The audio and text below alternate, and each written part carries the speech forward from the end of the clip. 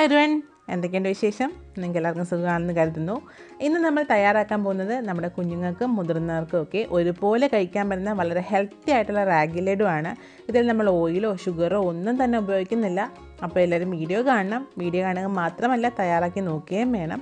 നിങ്ങൾക്ക് എൻ്റെ വീഡിയോ ഇഷ്ടമാണെങ്കിൽ ഇതുവരെ ചാനൽ സബ്സ്ക്രൈബ് ചെയ്യാത്തവരുണ്ടെങ്കിൽ പ്ലീസ് ഒന്ന് സബ്സ്ക്രൈബ് ചെയ്ത് തന്നെ സപ്പോർട്ട് ചെയ്യുക. മാത്രമല്ല തൊട്ടടുത്തുള്ള ബെല്ലൈക്കണിൽ ഓൾ എന്ന ഓപ്ഷൻ കൂടി എനേബിൾ ചെയ്യുക. അപ്പോൾ ഞാൻ അപ്ലോഡ് ചെയ്യുന്ന വീഡിയോസിൻ്റെ നോട്ടിഫിക്കേഷനൊക്കെ നിങ്ങൾക്ക് മിസ്സാകാതെ തന്നെ കിട്ടും. അപ്പോൾ നമ്മൾ റാഗി ലഡു എങ്ങനെയാണ് തയ്യാറാക്കുന്നത് നോക്കാം. ഇതിന് വേണ്ടിയിട്ട് ഞാനിവിടെ 1 കപ്പ് റാഗി പൗഡറാണ് എടുത്തിരിക്കുന്നത്.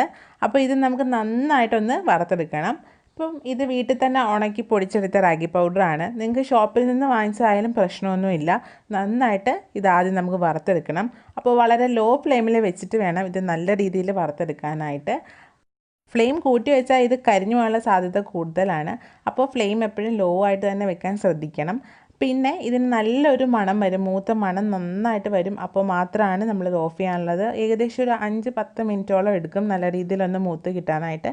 അപ്പോൾ നല്ല രീതിയിൽ തന്നെ ഫ്രൈ ചെയ്തെടുക്കണം. പിന്നെ ഇത് പല സ്ഥലങ്ങളിലും പല പേരിലാണ് അറിയുന്നത്. പഞ്ഞിപ്പുല്ലെന്ന് പറയുന്നതുണ്ട്, കൂരവെന്ന് പറയുന്നതുണ്ട്. ഇത് കുറുക്കായിട്ട് കഴിക്കാനൊക്കെ ചിലർക്ക് വലിയ ബുദ്ധിമുട്ടായിരിക്കും. കുഞ്ഞുങ്ങൾക്കായാലും എന്നും കുറുക്ക് പോലൊക്കെ കൊടുത്ത് അവർ മടുക്കും.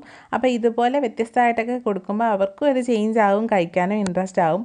ഒരുപാട് ഗുണങ്ങളുള്ള ഒന്നാണ് നമ്മുടെ റാഗി പൗഡർ. ശരിക്കും എല്ലിനൊക്കെ ഒരുപാട് നല്ലതാണ്. പൊടി നന്നായിട്ട് മൂത്തതിന് ശേഷം നമുക്കിതൊരു ബൗളിലേക്ക് മാറ്റാം. അതിനുശേഷം ഞാൻ ഇതിലേക്ക് കുറച്ച് ഉപ്പ് ചേർത്ത് കൊടുത്തിട്ടുണ്ട്. വളരെ കുറച്ച് എമൗണ്ടിൽ മാത്രമേ ചേർക്കാവുള്ളൂ. അത് എപ്പോഴും ശ്രദ്ധിക്കേണ്ട കാര്യമാണ്. ഇനി ഞാൻ ഇതിലേക്ക് മധുരത്തിന് ആവശ്യമായിട്ടുള്ള 1 കപ്പ് ഈന്തപ്പഴമാണ് ചേർക്കുന്നത്. അപ്പോൾ ഡേറ്റ്സ് എടുക്കുമ്പോൾ പ്രത്യേകം ശ്രദ്ധിക്കേണ്ട ഒരു കാര്യം എന്താണെന്ന് വെച്ചാൽ വളരെ സോഫ്റ്റായിട്ടുള്ള ഡേറ്റ്സ് തന്നെ എടുക്കാൻ ശ്രമിക്കണം. അല്ലെങ്കിൽ ഇതെല്ലാം കൂടി മിക്സായിട്ട് കിട്ടത്തില്ല. അപ്പോൾ എപ്പോഴും വളരെ സോഫ്റ്റായ ഡേറ്റ്സ് തന്നെ എടുക്കണം.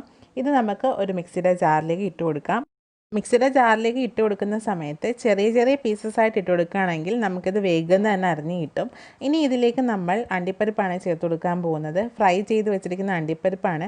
1 കപ്പ് അണ്ടിപ്പരിപ്പുണ്ട്. ഇനി ഇതിലേക്ക് നമ്മൾ 1 കപ്പ് കപ്പലണ്ടിയാണ് ചേർക്കുന്നത്. വറുത്ത കപ്പലണ്ടിയാണ് ഓൾറെഡി. ഇനി നമ്മൾ ഏലക്കയാണ് ചേർക്കുന്നത്. 2-3 എണ്ണം. അതിനകത്ത് കുരു മാത്രം ആണ് ചേർക്കുന്നത്. ഇനി 1 കപ്പ് കിസ്മിസും കൂടെ ചേർക്കുന്നുണ്ട്. ഇതെല്ലാം കൂടെ നമ്മൾ നന്നായിട്ടൊന്ന് പൊടിച്ചെടുത്തിട്ടുണ്ട്. നമ്മൾ എടുക്കുന്ന ഡേറ്റ്സ് വളരെ സോഫ്റ്റ് ആണെങ്കിൽ മാത്രമാണ് ഇതുപോലെ നന്നായിട്ട് മിക്സായി കിട്ടുന്നത്. ഇനി നമ്മൾ വറുത്ത് വെച്ചിരിക്കുന്ന റാഗി പൗഡർ ഇതിലേക്ക് ചേർത്ത് കൊടുക്കാം. റാഗി പൗഡറും കൂടെ ചേർത്ത് വീണ്ടും നമ്മൾ നന്നായിട്ടൊന്ന് മിക്സാക്കി എടുക്കണം. അപ്പോൾ ഇതുപോലെ നമുക്ക് കിട്ടും.